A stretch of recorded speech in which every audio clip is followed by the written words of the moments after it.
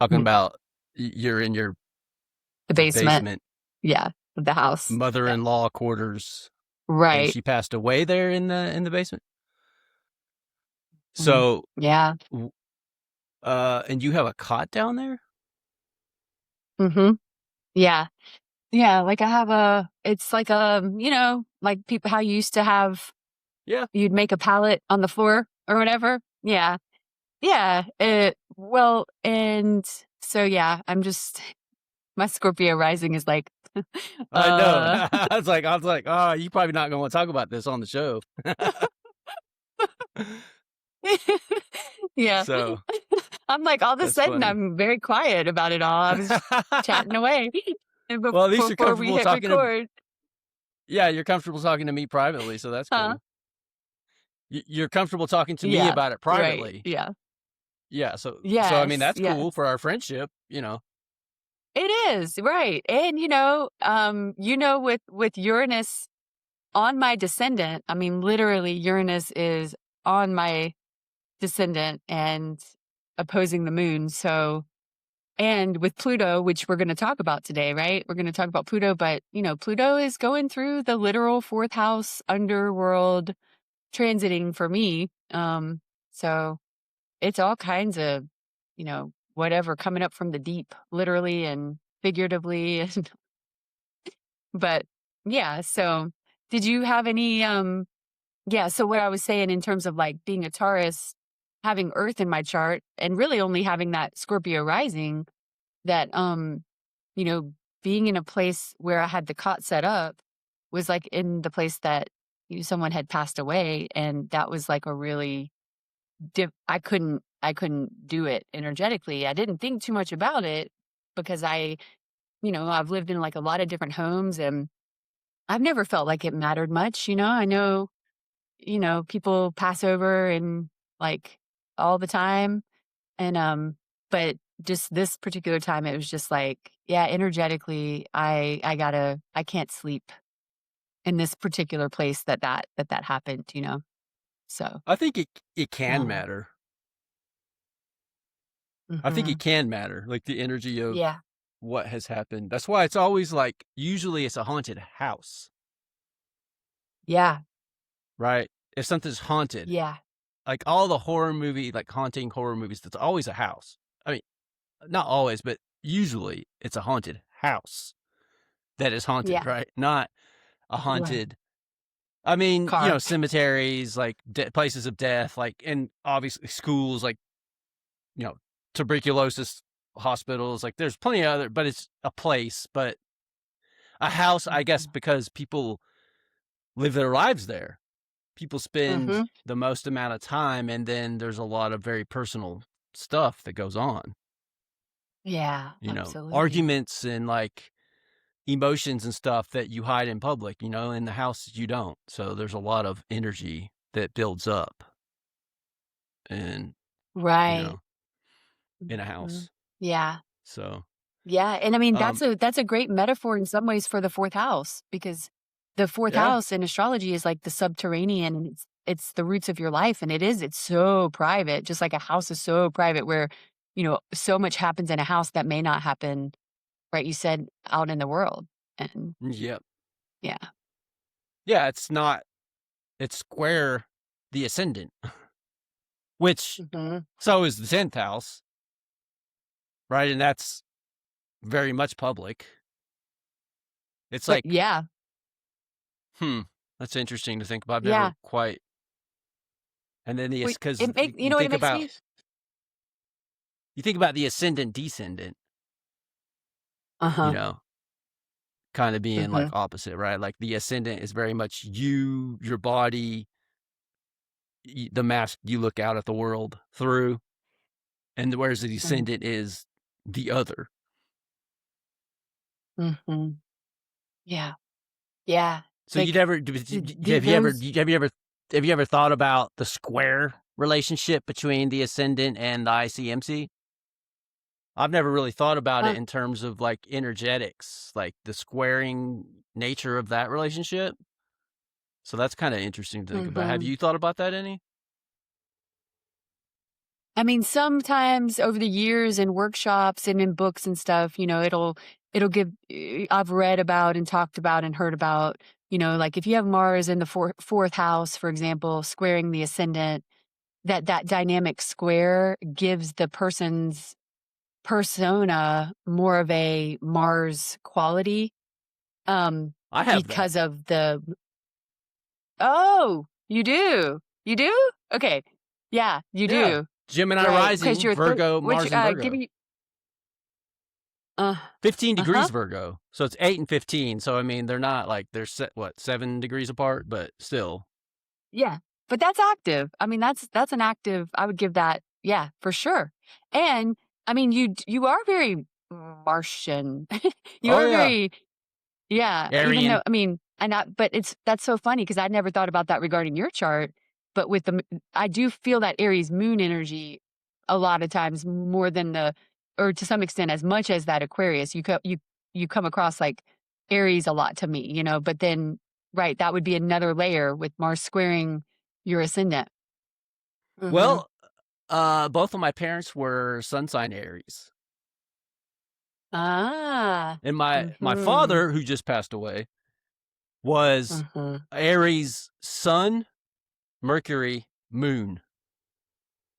So possibly ascendant as well. I don't know the time of birth. My intuition tells me he was a Taurus rising. I mean, I'll be Which one? shocked if he wasn't a Taurus rising. I would be shocked, but I don't know his time of birth. I know Mhm. place, I know date, but I don't know the time of birth. But yeah, anyway, he, like I said, he's sun at like 1 degrees Aries too, and then Mercury's in the middle, and then the moon's towards the end of Aries. And Yeah, South Node. a He's got very South Node in Aries too. wow. Huh. So my dad was like, "Oh no, no, I lied. It looks like South Node is 1 degree Taurus, so it's just out of Aries." Okay. Yeah. Wow. Yeah, Wow, but okay. then my mom, um, okay, she has South Node in Aries. My mom has South Node Aries, Mm. and then she's 28 Uh, degrees, 28 degrees Aries, mhm, Sun. mhm. Whereas my dad was 1 degrees Aries, Sun. So between the two of them, they had Aries covered. Wow. Yeah. And of course, the only Aries I have is Moon. My Moon's in Aries, and Ceres is in Aries as well. Right, your moon, and that's so important because the moon is the family. It's like your early environment, your early needs patterning, your emotional patterning, oftentimes through the mother, but anybody that's in that early home environment, right? And so you had all Aries. I mean, I know you grew up with a couple of female relatives too, right? But in your dad, Dance, maybe yep. yeah, yeah. Um, but yeah, that's interesting. Two Aries that got together, and well, I would love to. Can I put in your dad's chart information, or will you send it to me, or do you Yeah, want to just? yeah, Yeah, you can do that, and also my mom's and mine too. I mean, hell, we can throw them all three of them up there. I don't know how well it'll translate, but you know, yeah, mm-hmm, yeah. um, Um, I also and have a then we question. can go ahead. There's a lag. Are I you hate this seeing damn clear? lag we got to deal with. It's like a I know. 2 second, I was you know. about to. Yeah, I was about to say that. Do you see yourself clearly on your end? Is it me that's Yes. seeing you fuzzy? Oh, okay. I see. So you Mine's see fine. yourself clearly. Yes. Oh, okay. And do you see me fuzzy? In and out. But it won't matter. It's Mm, not. It won't okay. translate in the video, like because it's recording your end for you and Okay. my end for me. So it's using your internet connection to record you and my internet connection to record me, and the two are synced. So you know, Okay. yeah, you'll get Gotcha. fuzzy, but it never shows up in the actual recording. When I edit, it's always good. So Okay, good. Yeah. We just have the communication thing now is that we just have to like figure out, but that's okay. That's good. Okay. So, yeah, it's just um, yeah, we'll have to like communicate knowing that there's a 2-second lag. So I don't know how you do that, but Yeah, lots of uh, like breath work. Like we each pause and take a 3-second breath and then exhale before we. It's like giving lots of time between our spoken word. Or maybe it's the opposite. Talk over each other and then it'll all balance out. well, that's what happens. We end up talking over each other, and then we both stop, and then I've noticed that in the recording too. But what are you gonna It's the metaphorical dance of the square. It's like I don't know. It's what Yeah. squared energy does. It's a good metaphor though. I was joking around. Who was I telling after our podcast episode with Vaughn? And I was like, yeah, no, there were just a couple times when it was like me and Aaron, we were trying to get out of each other's way, but I was like, when you're like trying to move out of the way and then they move the same place and then you move the same place and you're doing this, but like you're both trying to move out of each other's way. That's what it is when like the lags happen and you're like, I promise I'm not trying to obstruct you. That's like said every 90-degree square conflict ever, I'm not trying to obstruct you.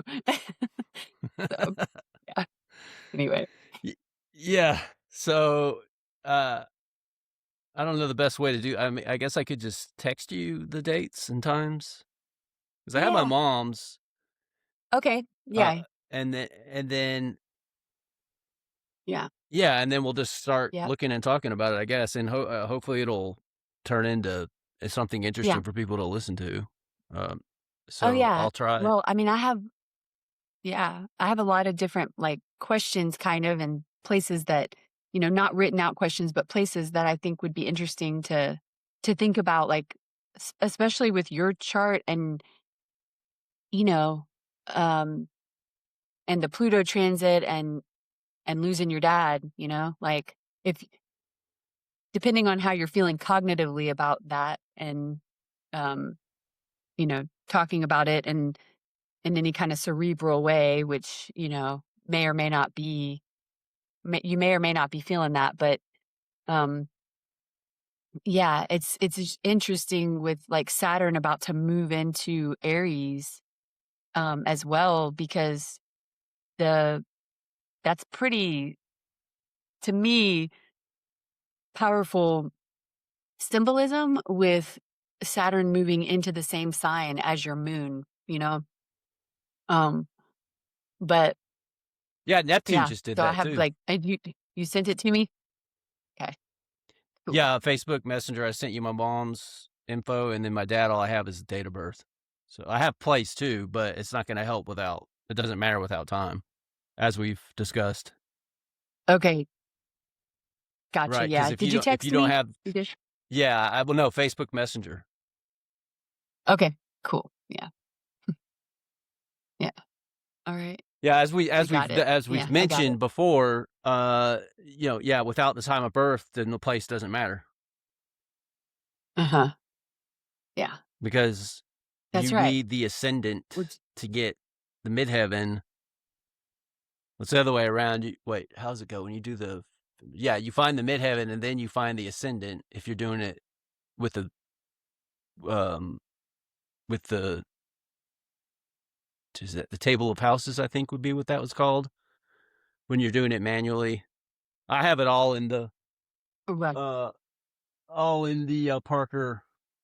This has everything to do charts by hand. This book, it's a textbook essentially. The Uh-huh. Parker's Astrology. Derek and Julia. So Uh-huh. yeah, Yes, and the gotcha. when you're doing it by hand, they have everything in this book you need, and the it's called the Houses for Northern Latitudes are the charts which you use to find, and so you actually find the midheaven, and Mhm. then you find the ascendant based on the midheaven when you're doing it manually by book. Mhm.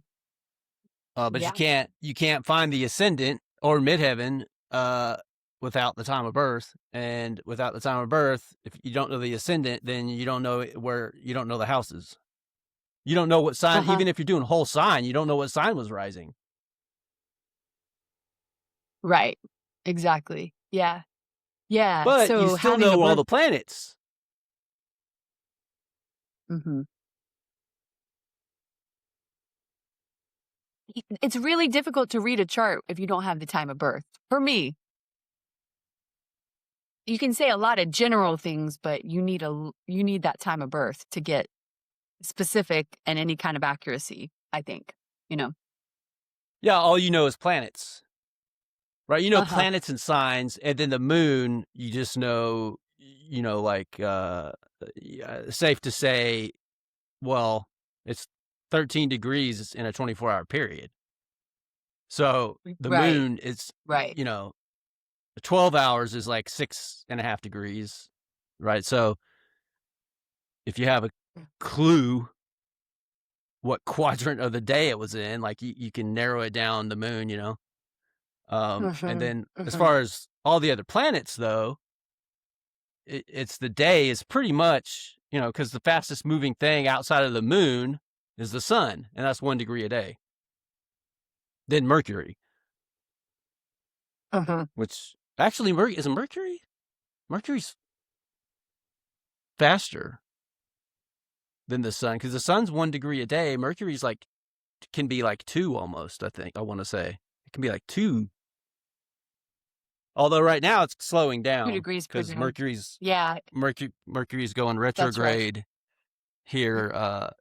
The end of the month, the 26th. Mhm. So yeah, Mercury I think 2. Mercury can do like at its fastest like 2 degrees. No, Yeah, because in I'm just January, looking at like an ephemeris that. Uh-huh. yeah, that's what I'm doing. Yeah. Uh-huh. It's pretty fast. Yeah. Uh it looks like it's a Yeah, it's little like a faster. degree and a half. It's like a degree and a half, somewhere around there. So I think Mercury's Yeah. faster than the sun Yeah. Yeah, as yeah. far as Yeah. movement on the horoscope. But still, it's a Right. degree. Yeah. Essentially, it's a degree a day. So, like, the point is, if you know the date of birth, then you know within a pretty small tolerance where all the planets are, Mhm. where the nodes Yeah. are. You know, Mhm. uh, Yeah. so it's still the planetary relationship. The aspects to Mhm. the planets have to one another. Um, and in the case of my father, right? He's at least a double Aries. I mean, he's Sun, Mercury, Moon. You wouldn't count Mercury as when you say I'm a double Aries or whatever, right? Like or a triple Aries. Like that'd be like the big I'm not three. sure. Hopefully, okay. But he could be if I knew his time of birth. Then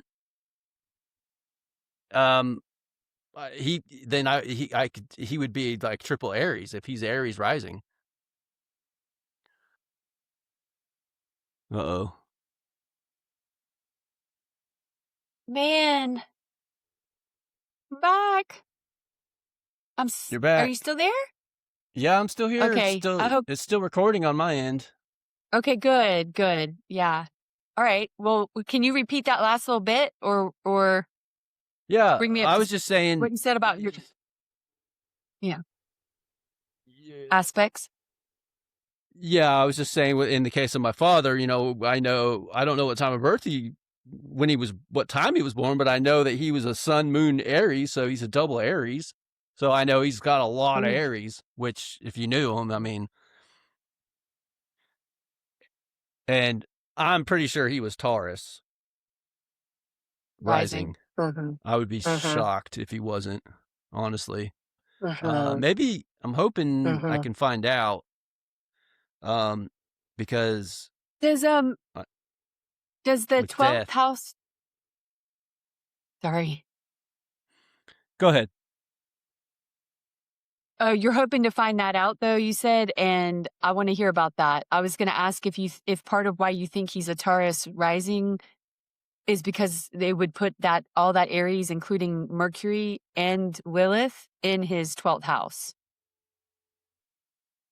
Yeah, no, I haven't thought about that part of it. It's just, knowing, well, he was morbidly obese is one thing. Mhm, Not that Taurians are obese, but Taurians like food. Like, mhm, you can really like food a lot, right? It's one of the things about, and the body's like a big, mhm. big deal for Taurus, right? Like, the body's, of all the signs, Taurus is Right. most concerned with the body. I think it's Yes. common for Taurus to be Yeah. really picky eaters, right?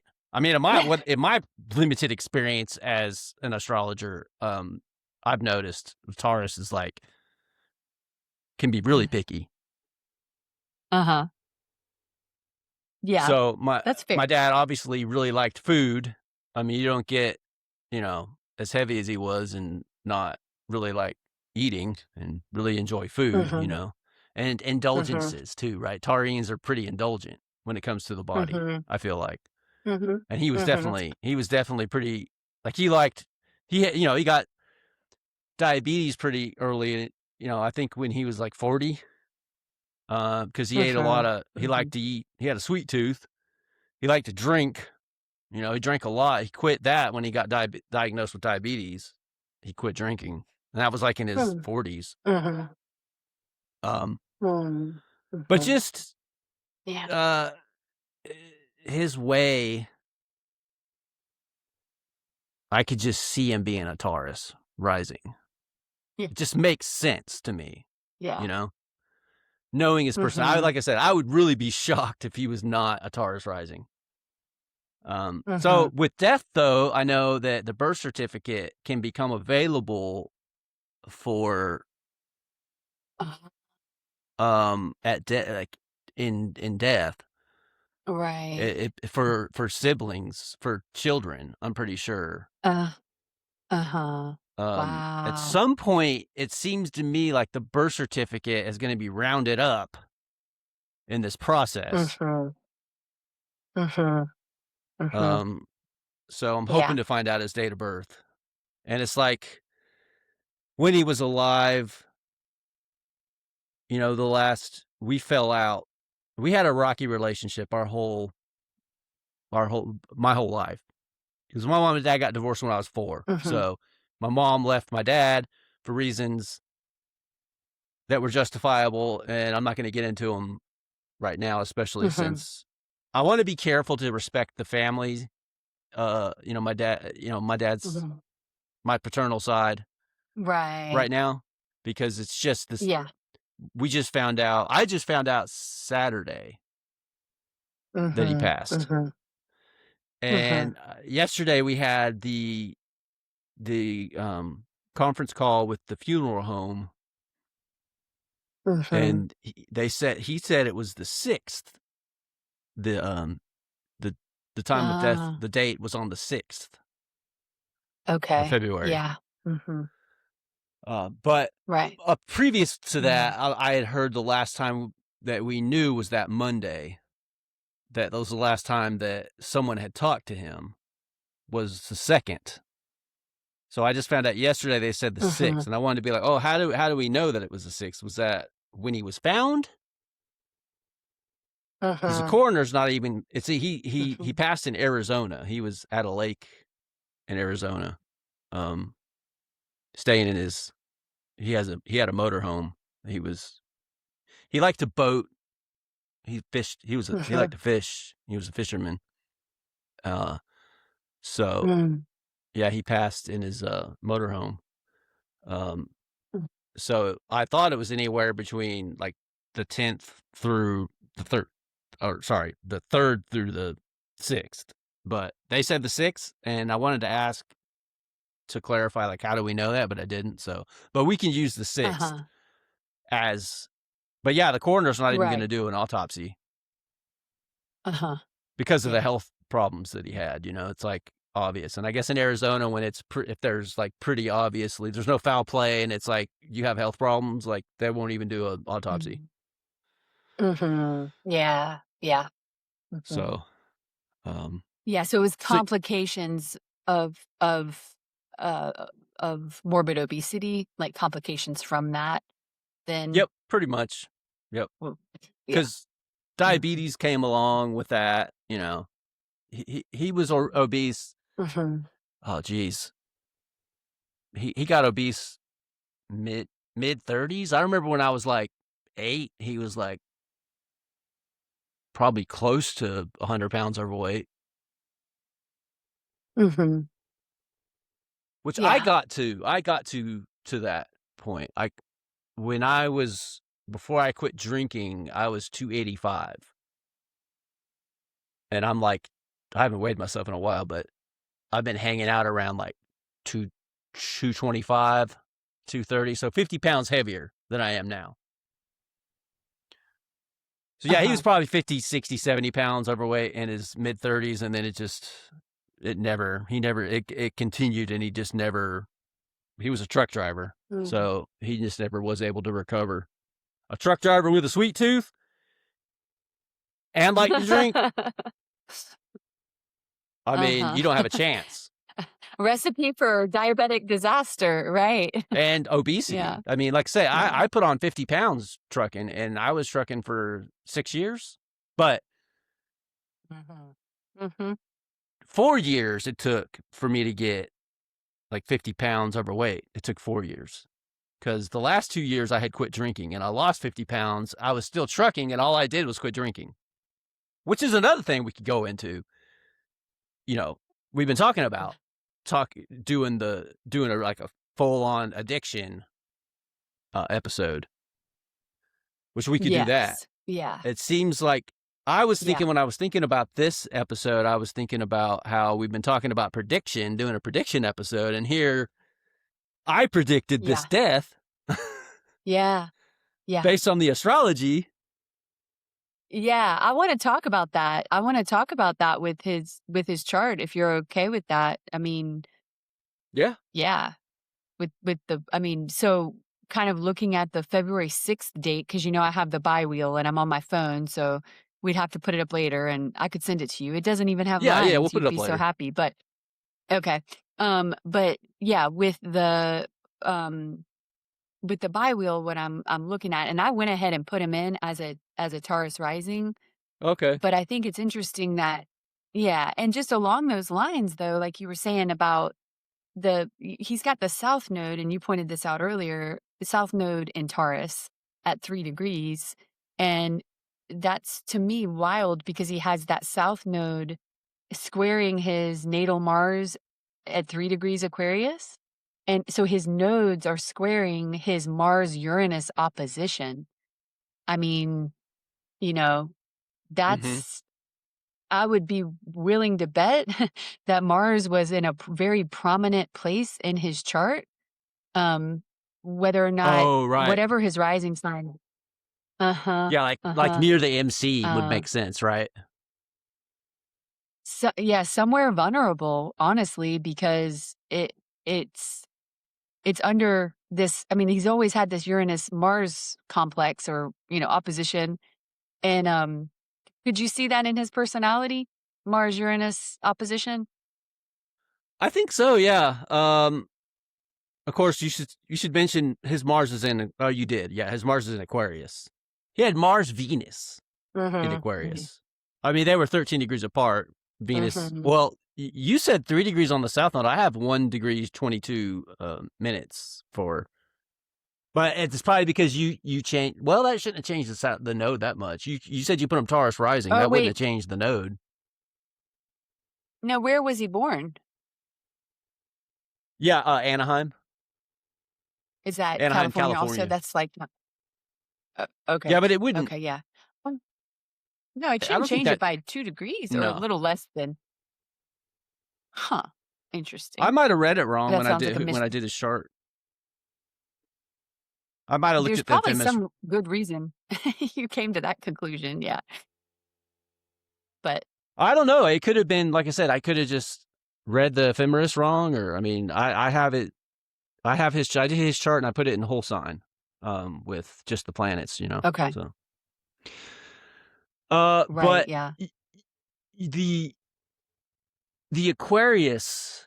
So that's the thing I've kind of Mhm. been looking at between I spent some time looking between my mom and dad's chart, Right. And interestingly, the only Oh, thing my yeah. mom Mhm. has in Aquarius is Chiron.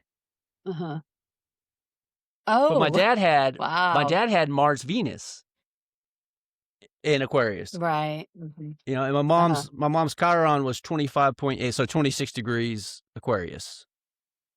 Uh-huh. So, you know, so my dad's Venus was what, 10 degrees away from my mom's Chiron.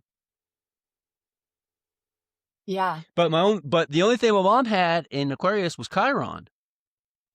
Uh-huh. And the fifth house. No, fourth. In the fourth house.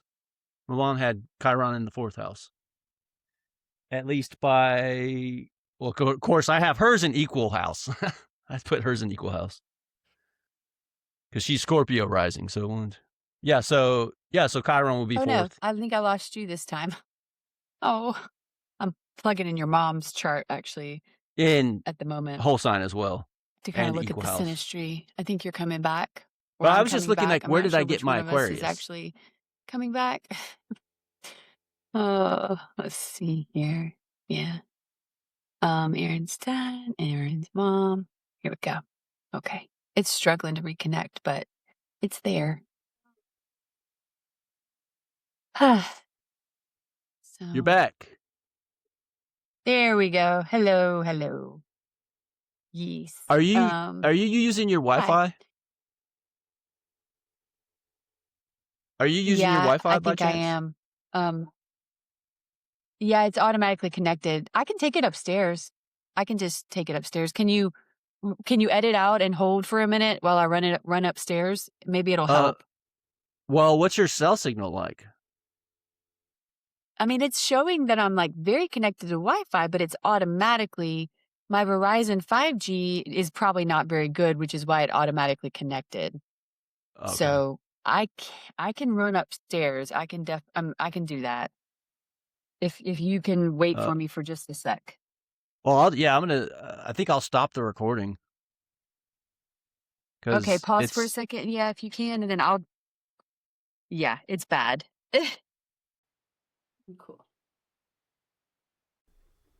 yeah. So I was gonna mill wood today because I have a pine tree in that I pulled out of the woods waiting to be milled. That's like, I think I have 4 12-foot spars. So that's Mm-hmm. like what you call like a spar is like the tree with no branches on it, the trunk cut. You know, Yeah. if when it's topped and all the limbs are off of it, we can be referred to as a spar. And I've got Uh-huh. a pine that I've cut into 12 sections, the trunk, you know. And then I have a Uh-huh. red oak Huh. at Ben's. There's a red oak that's about 18-inch diameter, about 13 feet of the trunk Mm-hmm. that I'm gonna mill. And so anyway, yeah. So because it was supposed to rain and we were gonna podcast, I was like, well, I'll just stay in the house, and finally got motivated to clean the kitchen. So I started Yeah. going through the drawers and Oh. the cabinets, and it's gonna be days of working on it to get that fixed. Yeah. Yeah. To go, yeah, to be able to really get it right, get it really straightened out. Yeah, because I got to get rid of. There's a bunch because, like I said, my wife likes to hoard things, and the kitchen's really easy to hoard Right. because there's so many things in the kitchen that you use maybe twice a year or something, you know. And then all the Right. Uh-huh. appliances and just all the stuff you Mm-hmm. end up with. We have stuff from when we got married. Like it's just, you know, Mm-hmm.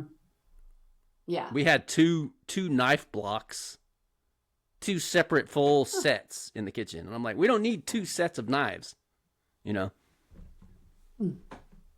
Anyway, back to the astrology. Yeah.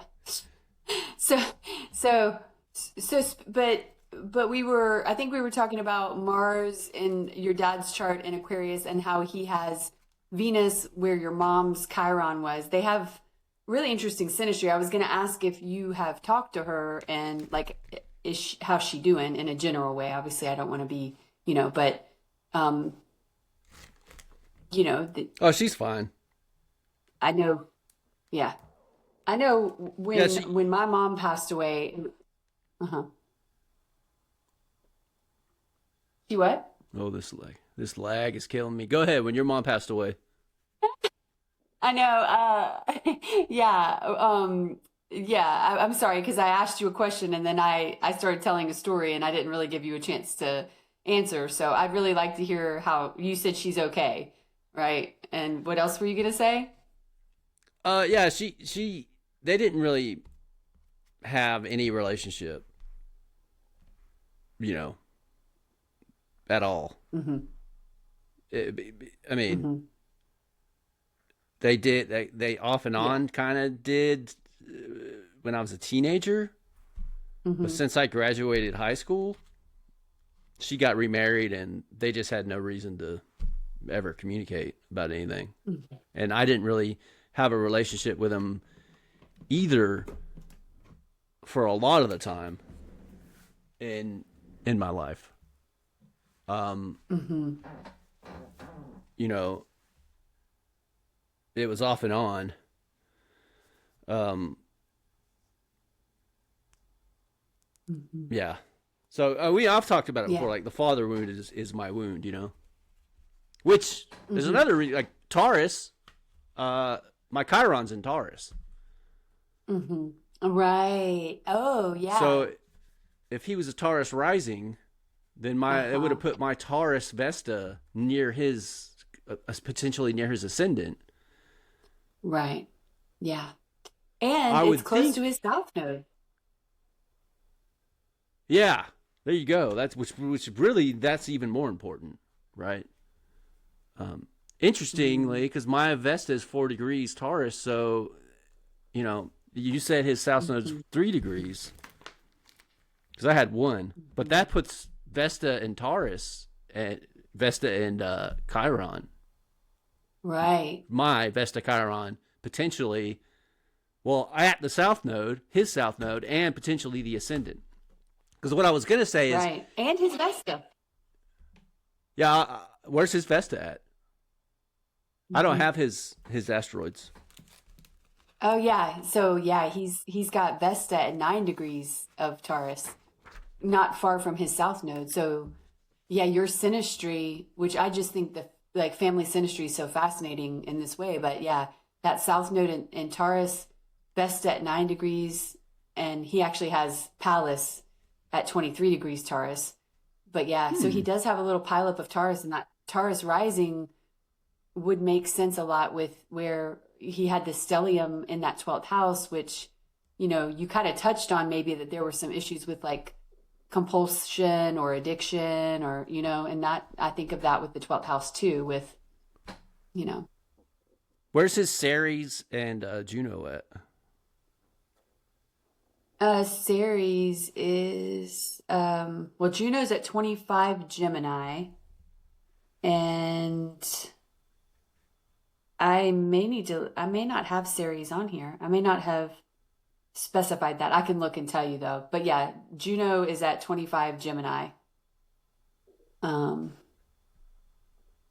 so yeah, I'll look up his series real quick too. Um, yeah, and I mean, your mom and dad, it's like you said, they didn't have a relationship, but that's a long time. I mean, they had a child together, they created something together, and they had the sun moon conjunction in Aries, which was pretty interesting to me also. Um, Oh, because my dad, I have it between 18 and 23 degrees. So it looks like I just did a 12-hour period for him. So yeah, oh, they could have had moon sun, huh? oh, for his moon. Well, his moon, yeah, because your mom's at 28, so his moon could have been, I guess, as late as like well, he's March 22nd, so I feel like his moon would have been to the what range do you have for his potential moon? I had 18 through 23 degrees of Aries. So that's a 12-hour period. Okay, because I'm showing, and we'll have maybe we can recalibrate because I'm showing at 8 a.m. If he was born at 8 a.m., his moon would have been at 25 degrees Aries. So maybe something has to be calibrated. Something's off, isn't it? We'll have to figure out what that is. I might have screwed something up with my software. Yeah. But Yeah, anyway. you put March 22nd, 1958. March 22nd, 1958? Yeah. Or is it 21st? Okay, 22nd. Okay. Yeah. So yeah. I'll check into my software and figure out if there is some, because the node was doing that too. But yeah, that's his series is at 17 Cancer. So, but yeah, but the 17 really they both he definitely had Moon in Aries, and your mom has Sun in Aries, and so that's a quintessential, you know, kind of what you would call like the intermarriage. But ironically, they didn't stay together too long, but they got together really young, right? Yep. Mm-hmm. Yeah, my mom was, when they got married, my mom was 18. 18? Yeah, and then I was 20. My mom was 20 when she had me. So, yeah, they jumped right in, And my dad was just 1 year older than my mom. So he was, 19 when they got married, I guess. Wow. Yeah, that's my dad was 19 and my mom was 18, and what I started to say earlier was that when my mom passed away, they had kind of an they had a hatred for each other just beyond measure, but yeah, even when my mom, they had been married for 23 years, so like when my mom passed away, I do think it really, it did affect my dad.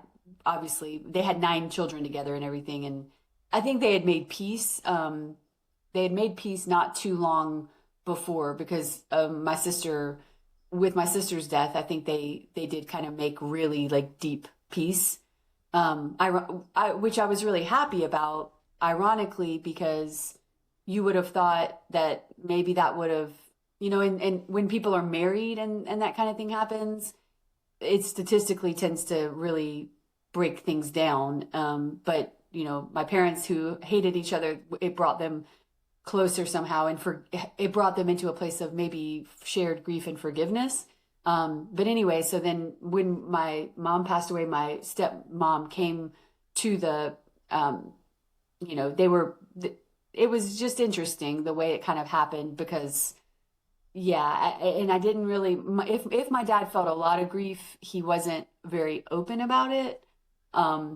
But I think he did feel some, you know what I mean? And I mean, I think that's really natural and normal, but yeah. So, but yeah, the Pluto conjunction is out of this. It's just so wild with your dad's chart. And your chart where Pluto's been transiting. So like would you be willing to share a little bit about the Pluto transit and like the aspects that it was making to your chart and his? Well, it was, you see what, the sixth Pluto was 3 degrees 52 minutes of Aquarius. What do you have his Mars at? Yeah. I'm sorry, you were garbled. What did you ask? Where do you have, because I have his Mars at 3 degrees 48 minutes of Aquarius. Right. Yeah, no, I have, let's see. We've got, let me see, I'm pulling up the dynamic. So yeah, what I'm seeing for his is Mars at 3 degrees 55. Okay. That's what I'm showing. Yeah. And so the 6th, it was 3 degrees 52 by transit, Pluto. So yes. on, like, literally, like, on his Mars. Right. And, Yeah. right, my Mercury. Mm-hmm. Because my Mercury is 3 degrees Aquarius. Exactly. Mm-hmm. Mm-hmm. And my Sun is 2 degrees Aquarius. Mm-hmm.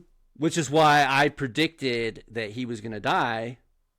I figured a good chance it'd be either the end of last year or this year. So I figured 2025, 2026. I figured just based on Pluto and my chart. Wow. Because of the Sun. Right. Just because of Pluto transiting my Sun. Like, that's the father, right? I mean, the Sun is like, is one of the father signatures in the chart. And so just because of that, that's why I was like, and I also lost a mentor, a father figure mentor in October. It was October. Yeah. So 2, my actual father and then a father figure mentor I lost in the past few months. Yeah. And a tooth. I had a tooth pulled. Which, that's probably more Saturn, but because I had the Saturn opposition just finish up. Like, Saturn's on his merry way now.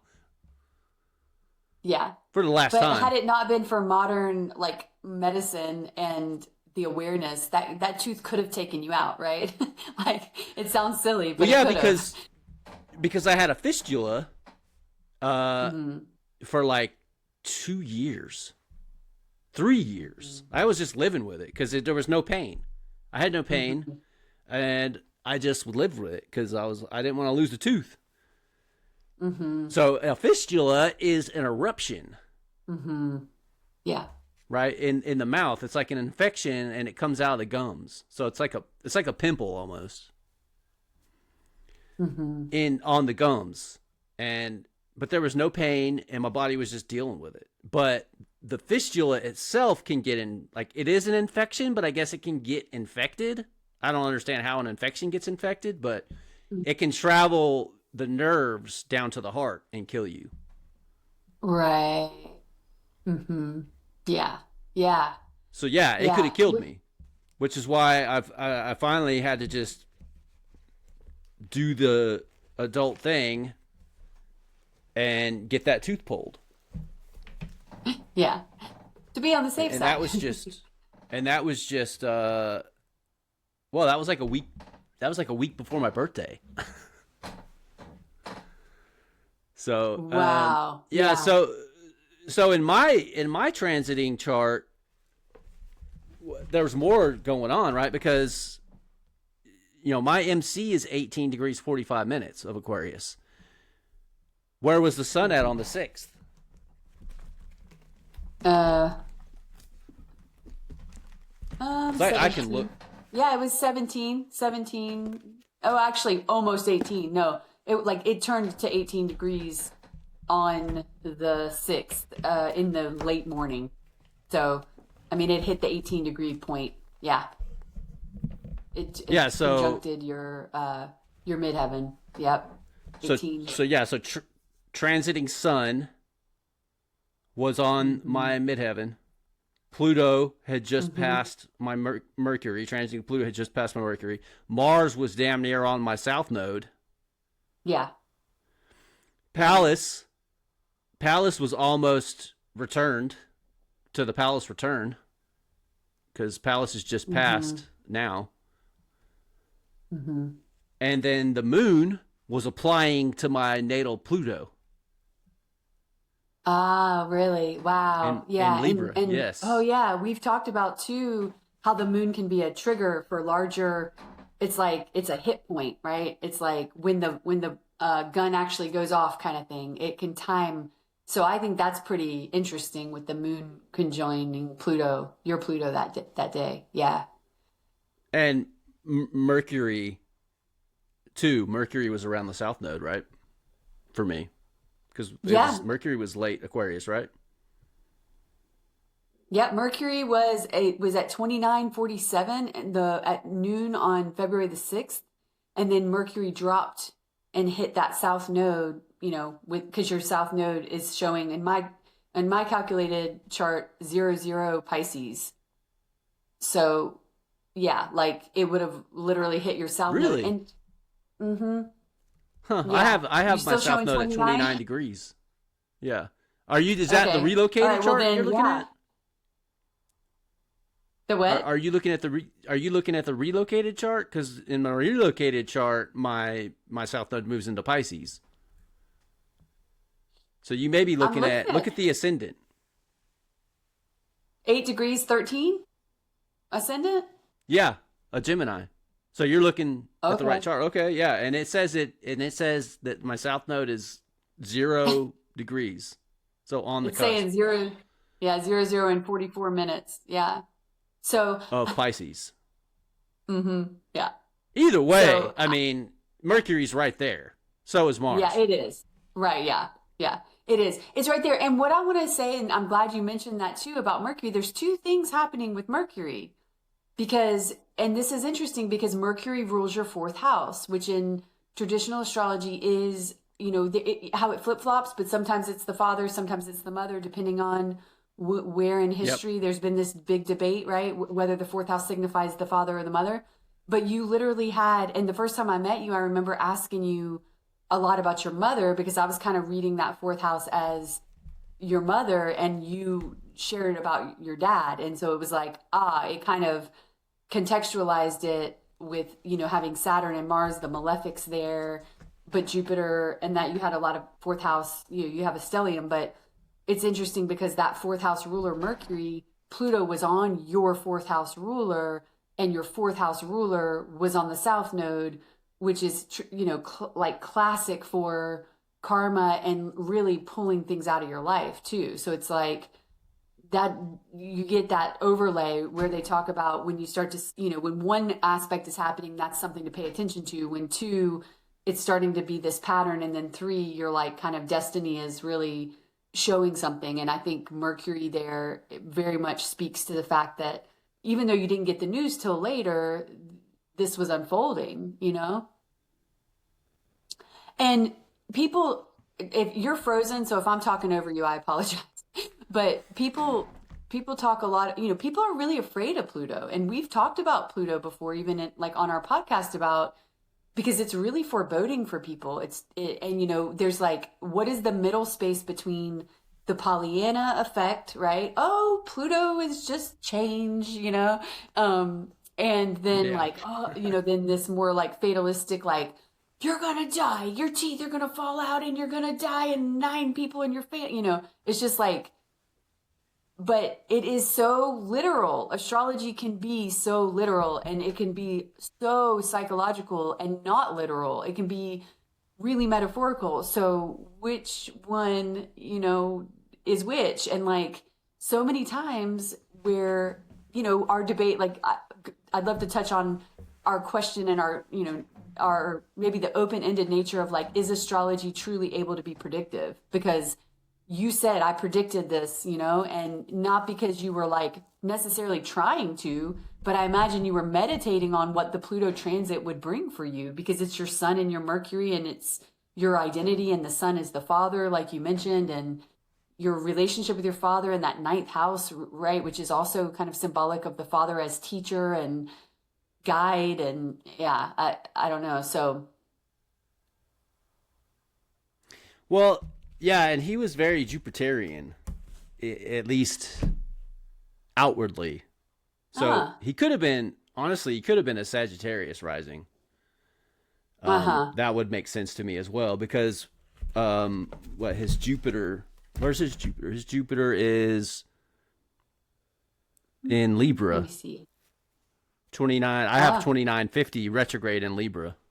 Yes. Yep. Yep. Mm-hmm. So end of Libra. And he was that, and that would be 7th house, at least whole sign. Right. And so that tracks because when it came to like, he was very jovial with like strangers, and well, and also he had a booming like infectious laugh. You know, Huh. he would Uh-huh. laugh, and it was just make you Uh-huh. feel good to hear him laugh, kind of thing. You know what I mean? That kind of laugh. Like it's some people are annoying as hell when they laugh. He was like, you would just start laughing with him because it just felt so good to hear him laugh. It's Very contagious, huh? Jupiterian. Yeah, jovial, right? And like he was even this big Uh-huh. fat guy too. Like so, it's like you know, um, and Mm. he would joke about it. You know, he joked about like he used humor to joke about difficult things. Like so, he joked about his weight.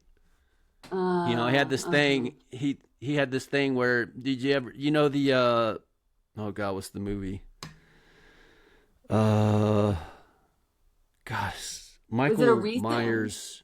It's Michael Uh, Myers, the Austin Powers uh-huh. with Uh-huh. the fat bastard. You remember that Yes, fat character, fat bass. bastard?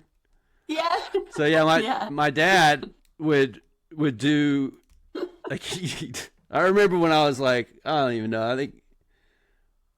I don't know if we were camping at somewhere or what, but he came out and he was just in his like tidy whities, you know, and he started doing this dance talking about, you know, I want my baby back, baby back, baby back, baby back. You know, I want my baby back, baby back. Get in my belly, you know, and he just did this whole thing and had me on the ground. He could have me like literally on the ground laughing my ass off. I laughed harder Aw. at him than I laughed ever in my life. Sometimes, you know, when times were good with Oh, us. yeah. Hmm. Um, Yeah. so yeah, he Huh. very jovial with you know. So yeah, I could definitely see he could be a Sag. He could be a Sag rising. Yeah. That would be my second guess. Hmm. Yeah. Yeah. Because Well, why it's else funny would that though, Jupiter be? Why else would that so Jupiter be strong, so so? prominent. Yeah, when it's just seventh house, late, you know, late Libra, almost into Scorpio, retrograde in the seventh Ugh. house. Why would that pop out of someone's personality? But then, interestingly, for me, Neptune is very strong in my personality, and it's Hmm. seventh house Sagittarius. Yeah. Huh? There's another Right. kind of Well, connection.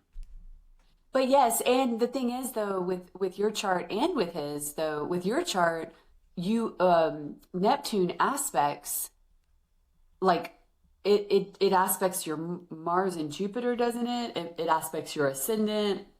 Like Neptune makes aspects to the planets in your chart that give it this Neptunian vibe or energy or coloring. His moon, if it was at 25 or later, like if, you know, I could, we'll have to look at an ephemeris, but because he had Jupiter at 29, if he did have moon at late Aries or, you know, within 10 degrees probably of that Jupiter by opposition, then that Aries moon would have had a strong like Jupiterian flair to it also, even if he had Taurus rising, you know. And I'm trying to imagine him as Taurus rising because Taurus can be pretty damn goofy and like funny and play to a crowd, like try to make people laugh. But I agree with you that like he sounds very Jupiterian. Like I would think that maybe his moon Jupiter opposition, if he didn't have Sag rising, you know, that maybe that moon was at play with its aspect to Jupiter.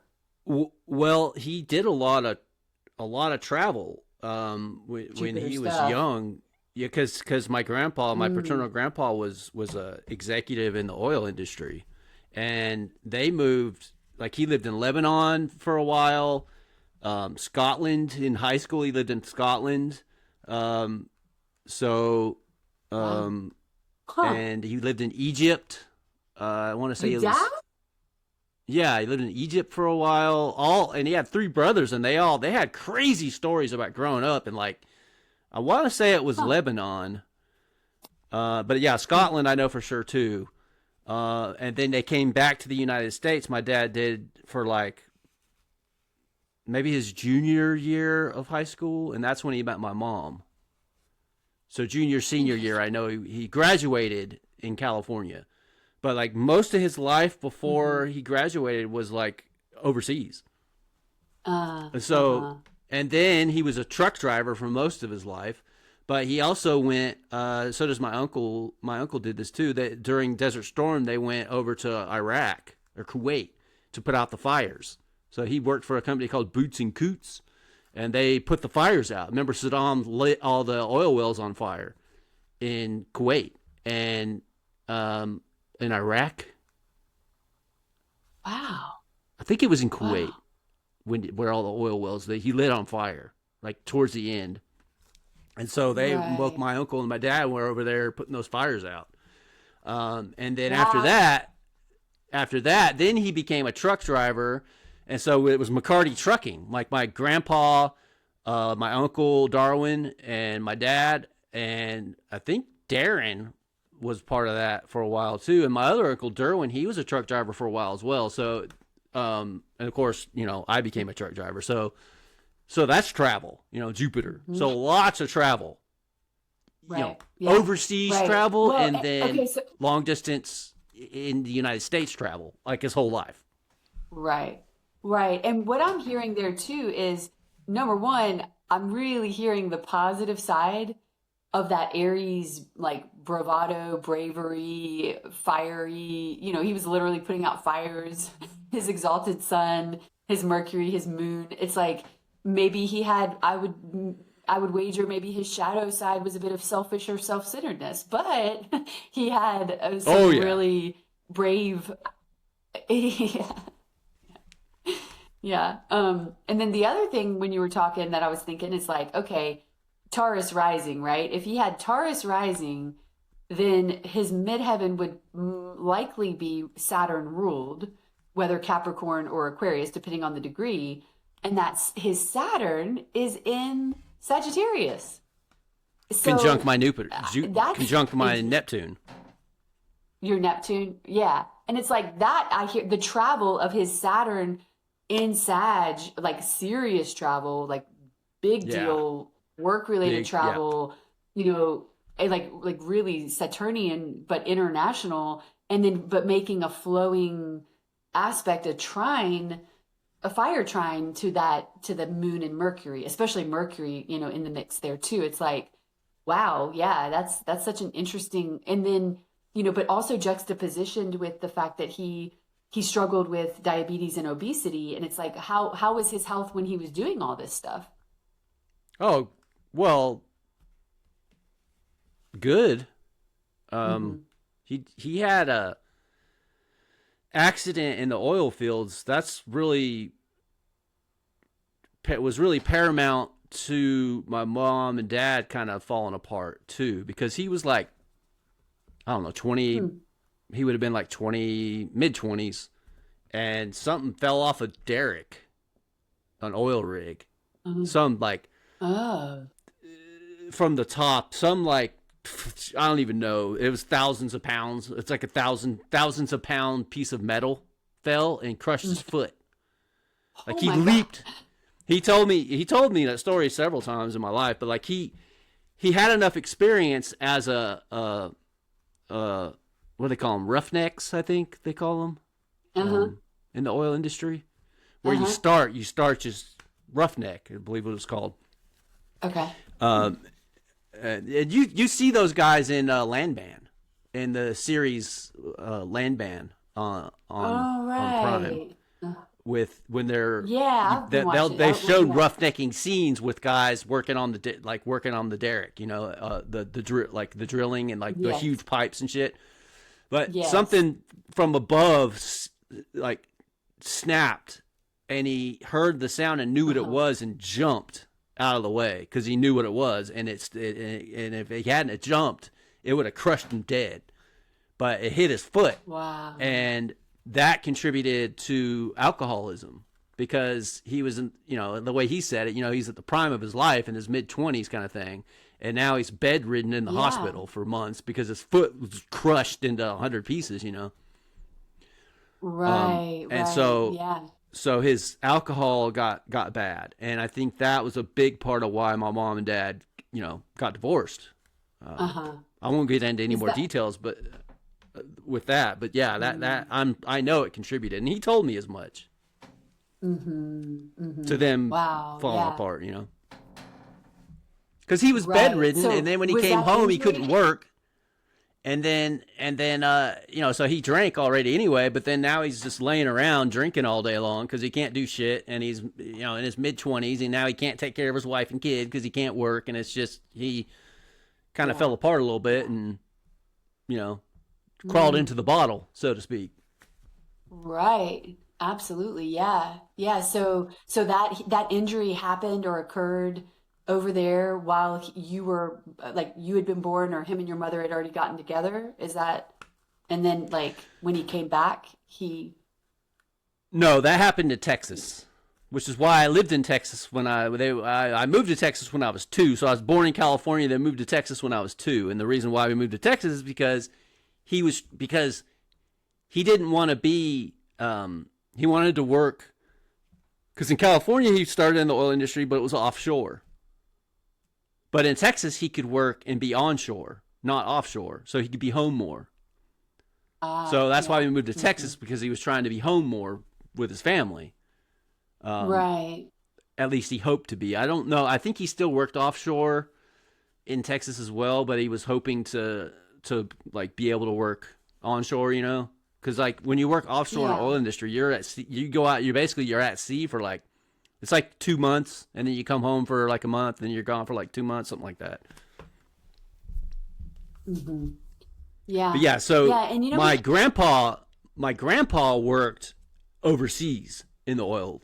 Like he was up there, he wasn't like a roughnecker. He was like supervising or running stuff. He made a good living. Yeah. He was high up in the oil industry.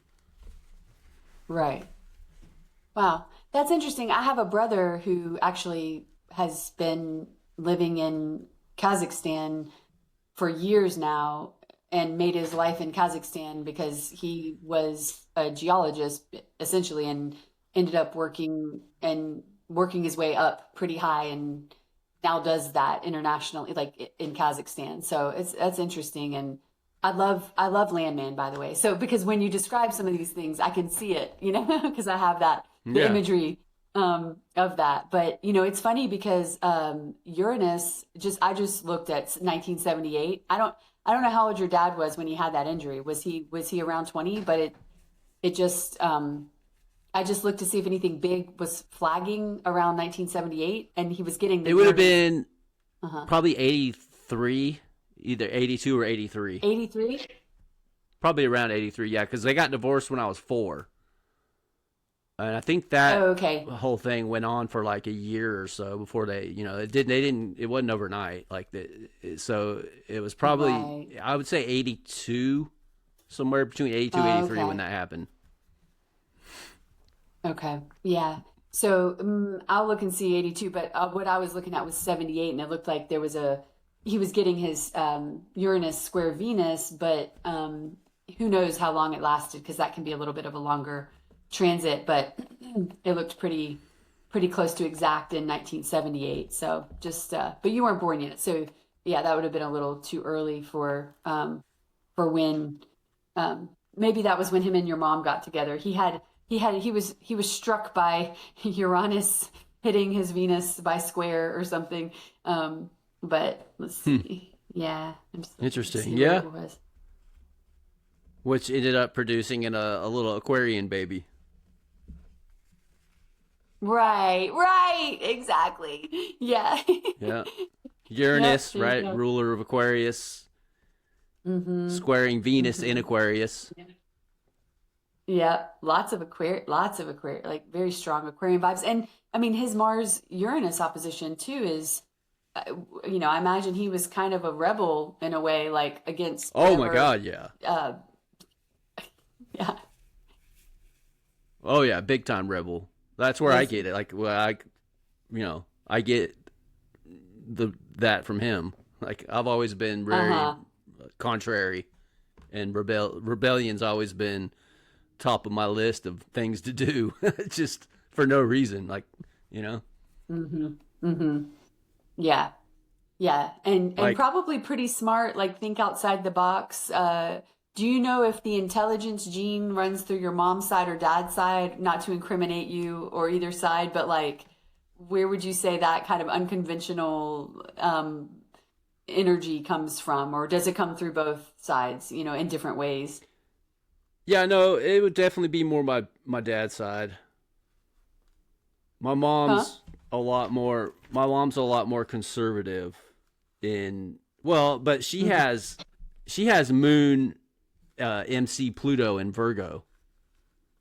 Right. So like Yeah. her all in like a 2 degree span. Like her MC's 1 degree Virgo, Pluto's 1.8 retrograde, and the moon is 3.4 for her. Mm, So hmm. all 10th Yeah. house, like so right, moon, Pluto, MC, 10th house Virgo. Right. Yeah. Yeah. And Which you which said is she's in why, like a very Virgo field. oh yeah, she's been an accountant, a general ledger accountant her whole life. Oh, okay. So can I tell you that I'm taking an accounting course this semester, and I'm like, whatever part of your, like, whatever skills make you good at accounting, that is like the absolute opposite of my brain. I, Accountants are brilliant, if you ask me. Like, I have a whole new respect for the kind of intelligence that is accounting. It is very different kind of intelligent than like, but I mean, I am so lost in an ocean of just absolute just numbers and confusion right now. So anyway, yes, she has that Virgo Pluto moon midheaven, doesn't she? And so that's her thing. She's probably really, and she's really good at it, right? I mean, Oh she yeah, made a whole she loves it. career, like really good career out of it. Yeah. Yeah. And she also, interestingly, mom has Jupiter in Sagittarius and then Saturn in Capricorn. First, Oh, second, okay. Jupiter's in Sagittarius. Of course, she's, Hmm. well, in Wow. equal house, it's first house. In whole sign, it's because she's a late Scorpio rising. She's 22 Hmm. degrees. Hmm. So in equal house, Hmm. though, her Jupiter is first house in Sagittarius, and her Saturn is second house in Capricorn. So both in their dignity. Right. Hmm. Hmm. Yeah. Yeah. Now But that's you good. see She's got that that's Saturn, like she's very Saturn in Capricorn. She made a yeah. good she made a Yeah. good dad mom. I'll tell you that. She did a good Dad job mom. raising me on her own. And that's why a lot of times Yeah. I've been trying to work out, like, who is the fourth and who's the 10th for me, like which is which, because my mom's got that Virgo MC Pluto in at the MC in the 10th house, and my Virgo's fourth Mm-hmm. house, and I have a Virgo stellium. Mm-hmm. Right. So it makes you think, Yeah. well, that's my mom. And then my dad, um, so is 10th house, for me is Pisces. Mm-hmm. Um, Mm-hmm. Right. but Venus Which makes is sense too. Aquarius. Yeah, well, his Venus is in Aquarius, and his Mars is too. Um, and his Pisces is vacant. Mm-hmm. But I But just in feel terms of like, the symbolism, you're sorry, you feel go like ahead. what you froze. Yeah. Go ahead. Sorry. Oh, yeah, I just feel like Pisces Venus Palace feels more like his contribution in my chart in some kind of weird way. Yeah. Um, Yeah. because Hmm. he was very poor, like Yeah. he was very PUER. poor. Mm-hmm. Yeah, he Yeah. was a poor figure. He Right. never really grew up ever. That was the reason why we came apart, really. In the end, he was selfish and he Mm-hmm. never grew up. Um, and Mm-hmm. I won't say more about that because I just want to respect the privacy right now for my family. But Right. Right. it Yeah. has a very Venus in Pisces feel, and Mm-hmm. Mm-hmm. we drank together. Uh, Right. And when we finally did come back together, after my childhood, like we'd go boating and fishing and just tie them on. We'd just get drunk, having a blast together. It was like it was a lot of fun. And Right. yeah, my Neptune conjunct his Saturn in Sagittarius. My Right. Neptune's in Sagittarius, right? And his Saturn's and they're like 2 degrees apart. Mhm. Um, so they say, but the thing is that I've heard the 10th house is the mother in psychological astrology because it's the person that's more like that you're publicly that's not hidden, right?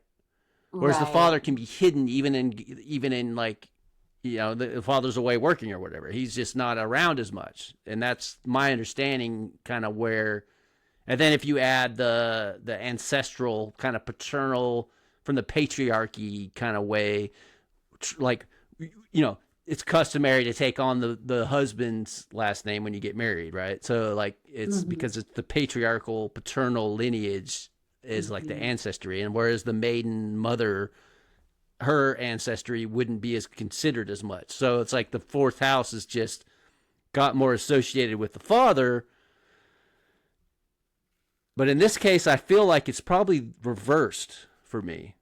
Uh-huh. Yeah. Yeah.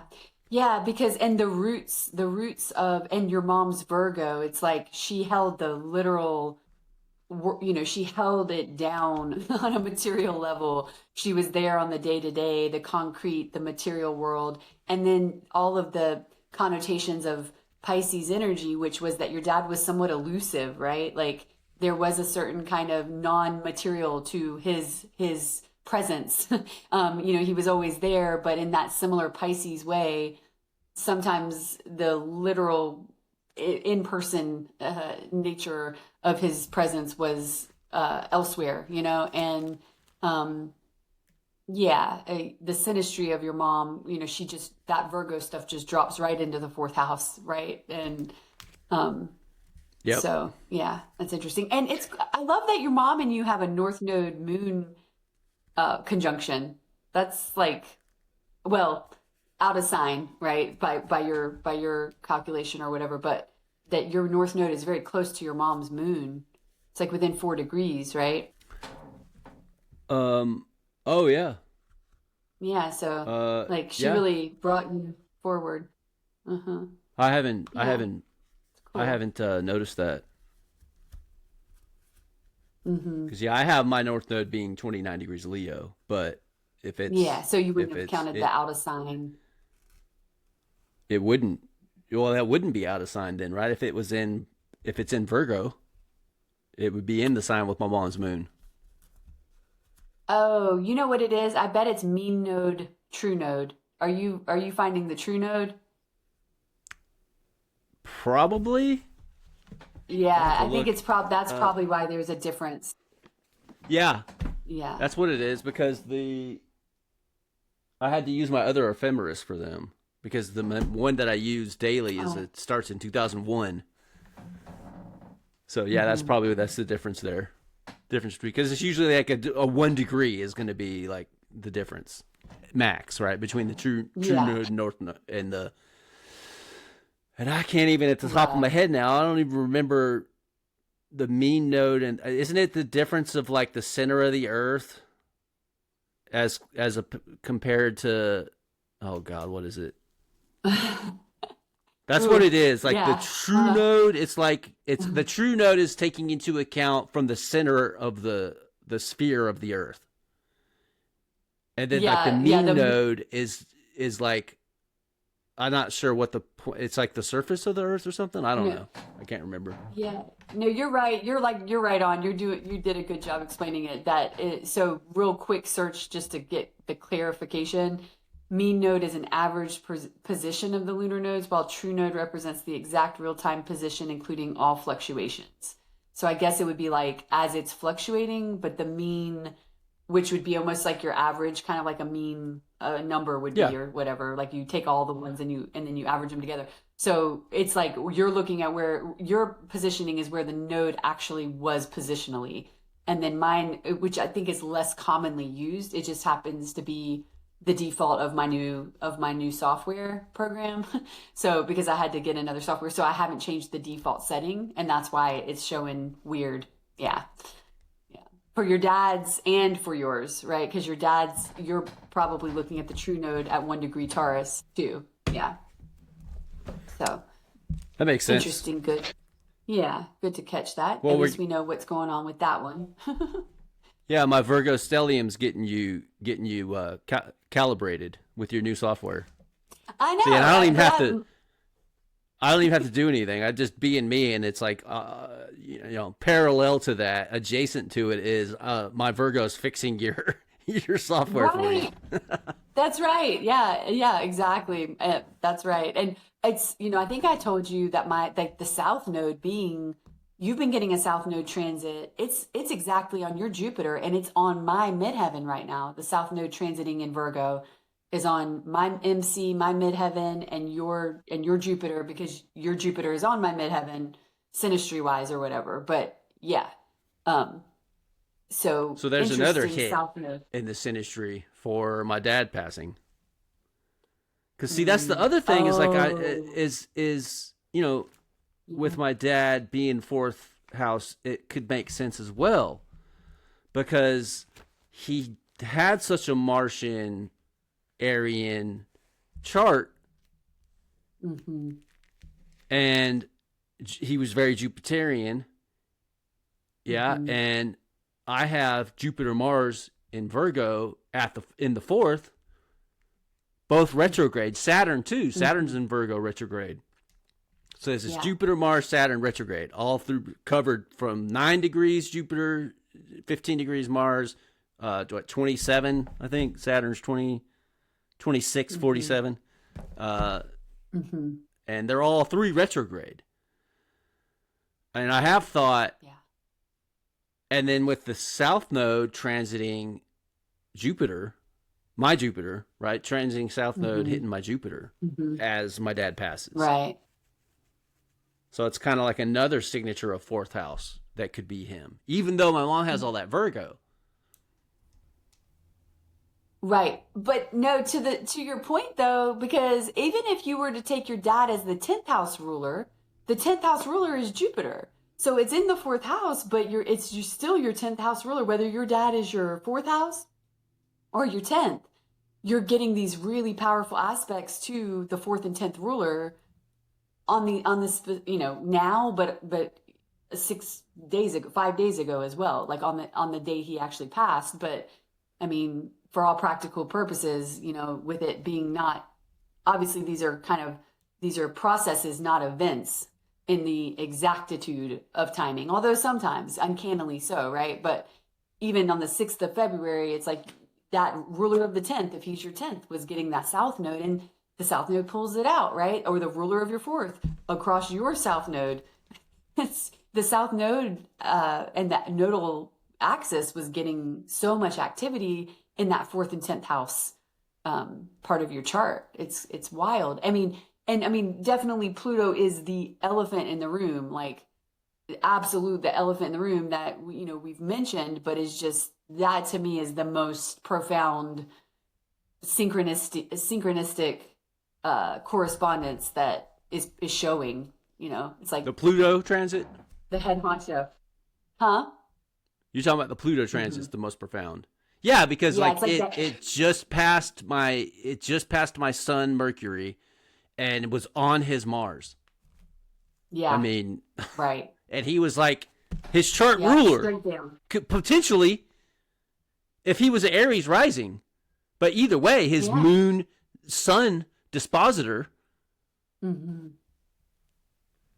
Yeah. Pluto was on it, and it's the lesser malefic. I mean, wow. And it's just so ironic too, because I'm like, oh no, because I'm leaning more towards, oh, you can't predict with astrology. Right. And then it's like, oh yeah. But and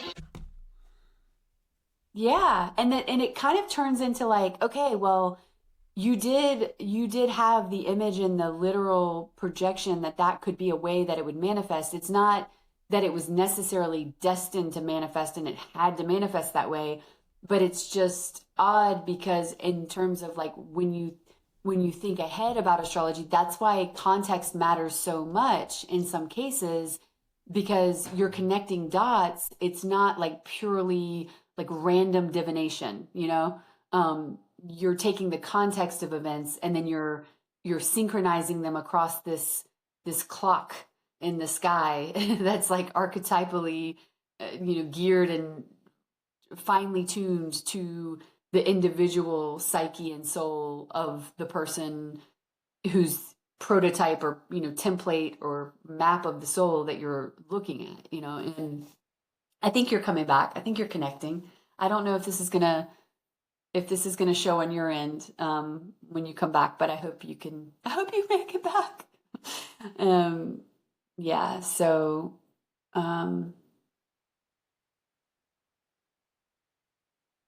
you're gone. Oh no, you're not gone. Hello. Hello. Hello. I'm back. Yeah. We're back for round 3. Back.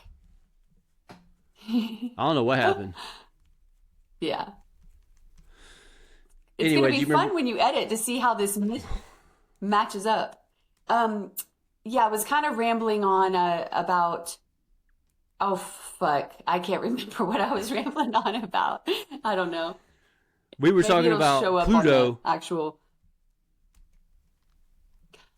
Yeah, just that like when it comes to prediction, I was kind of saying that the context matters so much because it's not pure divination, like random divination.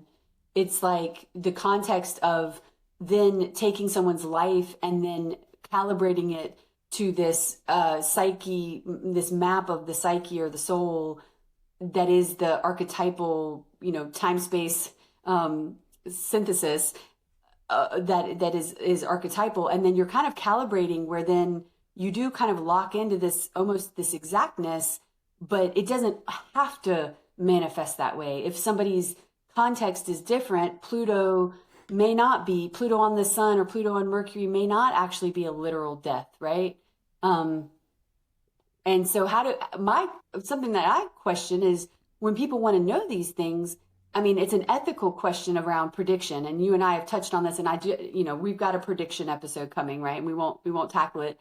It keeps being promised in the future, but like the predictive nature, it's important to think about that, especially with client work or people that want to know, and do you have an ethical responsibility to not fearmonger, but also be realistic with people about the kinds of experiences that could be soul refining in the most hellscape-ish way, like that can feel like hell when you're going through it, or feel like Pluto, and different degrees of that, right? Death for one person might not be the same kind of Plutonian experience that it is for another, because again, context and all of that. But yeah, I have come to believe that it sounds like such bullshit even as I say it, but that the more awareness and consciousness and connection you bring to your nativity, like the more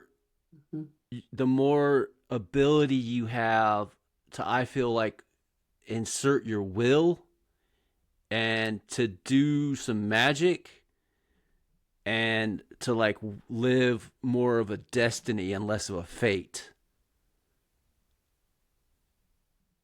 But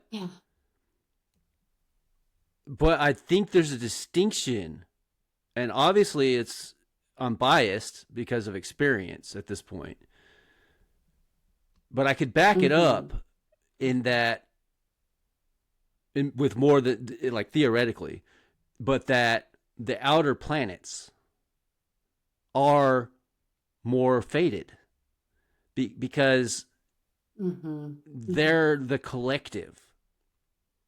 And what is your relationship to that collective, right? What does your chart say about your relationship to those collective energies? But they're bigger. Their impact is more global in your chart.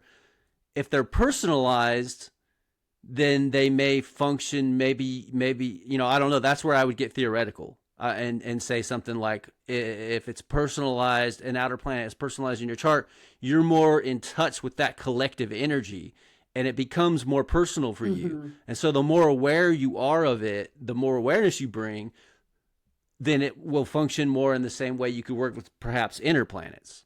Inner planets being, in this case, my designation being Saturn, right? Not inner outer planets as in Earth's orbit, like with Mercury, Moon, Venus being inner planets, everything else outer.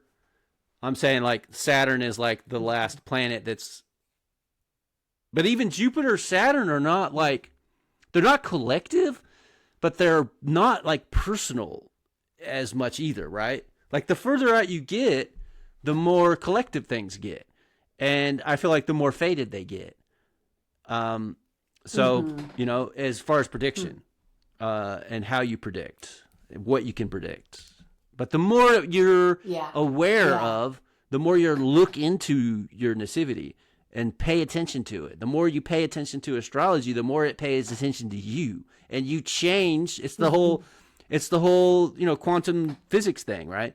The whole the Schrodinger's cat, the Heisenberg uncertainty principle, all the whole, you know, the observer changes the behavior of the observed. I feel like that works in astrology. Right. Yeah. Yeah, absolutely. Absolutely. Yeah, and consciousness being able to I like that idea. I think you said it really well, that the relationship and the consciousness that's brought to the chart has a huge impact on the way that particular energies or archetypes are experienced. I agree with that completely. So, and you know, to take it to your dad's chart for a minute, because I'm thinking about his chart again here, and what, you know, his transition to whatever is beyond the, you know, this realm, and how, just like with all of us, the different awarenesses, choices, paths, you know, the impact of certain experiences that we get with transits. I mean, he was actually at his Saturn square. So he was, you know, he was going through a significant period of his Saturn cycle. And, you know, with Saturn being at late Pisces, and his natal Saturn being at 25 Sagittarius, you know, what critical juncture or critical mass was he dealing with or facing within his Saturn cycle that may have been difficult? And, you know, we don't know where his Saturn was. So it's like, but we do know, like you said, with the aspect that transiting Saturn was making to his natal Saturn, that he was in a big Saturn period. And like, what was that pressure? What was that stress? What was that strain? Where was he in his overall, like, life goals? Did he have where he wanted Saturn to go at the second Saturn return? You know, it's like, where would that have yielded? Where would that have taken him, kind of thing? No, he was past his second Saturn return. Yeah, sorry. he was at the square, like, past the second. Yeah. He was the opening square after the second. Yeah. So, right. Yeah. So yeah, I mean, I don't know. I think that's interesting. And, you know, how did his different choices, I don't know, just like all of our choices, it just makes you think a lot about, how do you want to work with your chart? Because every day when we work with our own consciousness and we work with it through something like astrology, we are, I believe, choosing a path of growth and a path of awareness that increases vitality and longevity and, you know, healing, that gives us the best chance to be able to get the maximum, you know, the maximum growth for whatever this particular incarnation is lined up to bring us, you know? So anyway, I'm waxing philosophical, but yeah. Well, that's what we do here. Yeah. Right. Yeah. So constantly. wax philosophical. So that's Chiron's cave for you. Um, That's right. On that note, uh, should we wrap it up for today? yeah, I guess we can. Um, because like the internet doesn't seem to want What to. else did you want? The internet Yeah, doesn't seem to want to cooperate. cooperate with us today, and who knows if it's me, if it's my signal, if it's your signal. I know What we're gonna get? Wendy's. She was trying to upload photos for work last night. She left it running Mm-hmm. all night, and when we got up this morning, it like still hadn't uploaded. So it was like our internet is, but I'm using my cell signal. I took Wi-Fi off. Uh oh. There you go.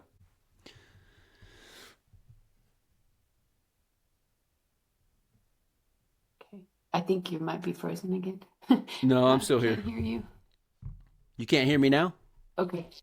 I can hear you now. Yeah, you said you took Okay. Wi-Fi off. Is that right? Yeah. Yeah, I was saying that our internet is it's either the Wi-Fi or the cell signal, both, because it's the same for me. We have home internet through Verizon, so when the signal's Uh-huh. bad, it's like it can be phone and home internet. It's going to be the same. And so I know Wendy it wasn't working out for her trying to upload photos. So, and I keep getting the reconnecting wheel popping up Yeah. on my end. Have Yeah. you been getting that Yeah. on your end? It's showing reconnected on your end. Mine seems to be a bit better upstairs, but yeah, I still see yours. Yours has done that a couple times. Yeah. Um, So, yeah. yeah. Okay. So, yeah, I guess I'll stop. Even though I'll stop the recording and then we'll end up having a great conversation. But Well, not I with know. this I was gonna fucking. say, did